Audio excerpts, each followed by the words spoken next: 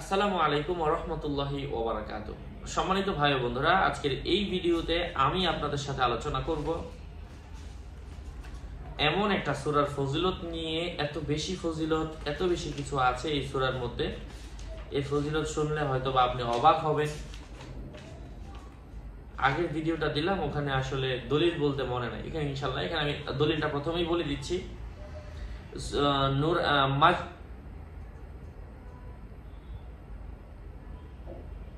মাজমুআয়ে ওয়াযীফা এই কিতাবের 25 নম্বর পৃষ্ঠা থেকে এই সূরার ফজিলতটা আজকে আপনাদের সাথে আমি শেয়ার করছি। এই কিতাবটা লিখেছেন মাওলানা আশরাফ আলী থানভী রাহিমাহুল্লাহ তাআলা। তার কিতাব এর মধ্য থেকে আজকের এই ভিডিওটা আজকে আপনাদের সাথে আমি শেয়ার করছি। তো এই সূরার ফজিলতটা আপনাদের সাথে শেয়ার করব, আমি নামটা পরে বলবো। তার আগে আমি এই সূরার কিছু গুরুত্বপূর্ণ ফজিলত বলে দিচ্ছি। আসলে আপনারা অনেকেই ভাববেন যে এত ফজিলত, আমাদের সুপরিচিত সূরা, কিন্তু আমরা জানি না আসলেই অনেক ফজিলত, কিন্তু হয়তো আমরা আসলে ভালো করে খেয়াল করি না, যার কারণে আমাদের বুঝতে অসুবিধা হয়। সেই ফজিলতটাই আজকে আপনাদের সাথে আমি এই ভিডিওতে শেয়ার করছি। এই সূরা কেউ যদি নিয়মিত পাঠ করে, আল্লাহ সুবহানাহু ওয়া তাআলা তার রিজিক বৃদ্ধি করে দেন, তার চেহারা উজ্জ্বল করে দেন, এবং স্বপ্নের মধ্যেও যদি এই সূরা কেউ পাঠ করতে দেখে, আল্লাহ সুবহানাহু ওয়া তাআলা তার ভাগ্যে হজ করার সৌভাগ্য লিখে দেন। 2 নম্বর ফজিলত এসেছে, এই সূরা পাঠকারের প্রতি আল্লাহ তাআলা রহম করেন। আল্লাহ তাআলার পক্ষ থেকে তার উপর বরকত হয়, তাহার জন্য দুজখ হারাম হয়ে যাবে এবং বেহেশত তার জন্য বৈধ হয়ে যাবে, বেহেশত নসিব হবে। 3 নম্বর, এই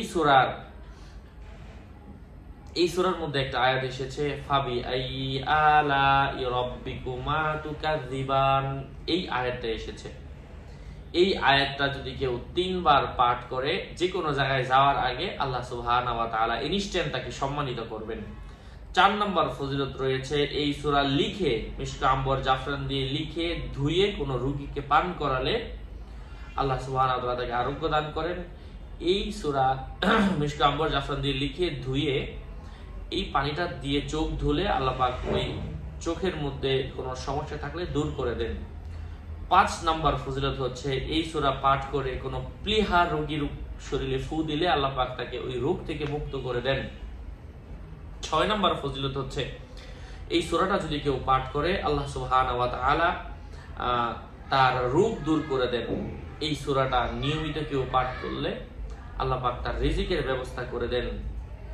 টানা 40 দিন যদি এই সূরাটা কেউ পাঠ করতে পারে, এবং যখন সূর্য ওঠার সময় আল্লাহ সুবহানাহু ওয়া তাআলা, এবং ওই মুহূর্তে টানা 40 দিন পাঠ করতে হবে, এবং ওই মুহূর্তে কেউ যদি এটা পাঠ করে এবং আল্লাহর কাছে দোয়া করে, আল্লাহ সুবহানাহু ওয়া তাআলা যে কাউকে তার বাধ্য করে দেন।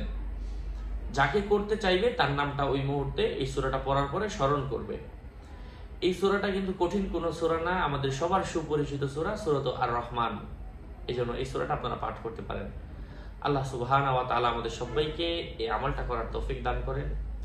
আমি প্রত্যেক ভিডিওতে বলে দিই, আমার চ্যানেলের ভিডিও ডেসক্রিপশন বক্সে আমার পেজ এবং আমার আইডি লিংক দেওয়া। এর বাইরে অন্য কোনো পেজ নাই, কোনো ইমো নাই, হোয়াটসঅ্যাপ নাই। প্রত্যেকটা ভিডিওতে বলা হয়। বারবার বলার পরেও যদি কেউ সাবধান না হয়, আমি কোনোভাবেই এর দায়ভার নিচ্ছি না। আমরা প্রত্যেকটা ভিডিওতে সাবধান করছি, আমরা আমলের ভিডিও দিচ্ছি, টিউটোরিয়াল ভিডিও দিচ্ছি। এটা মানুষের উপকারের জন্য, নিজে নিজে আমল করলে হয়। আপনারা সুস্থ থাকবেন, ভালো থাকবেন, আমাদের চ্যানেলটি সাবস্ক্রাইব করতে ভুলবেন না। আল্লাহ পাক আপনাদের সবার মঙ্গল করুন। আসসালামু আলাইকুম ওয়া রাহমাতুল্লাহি ওয়া বারাকাতুহু।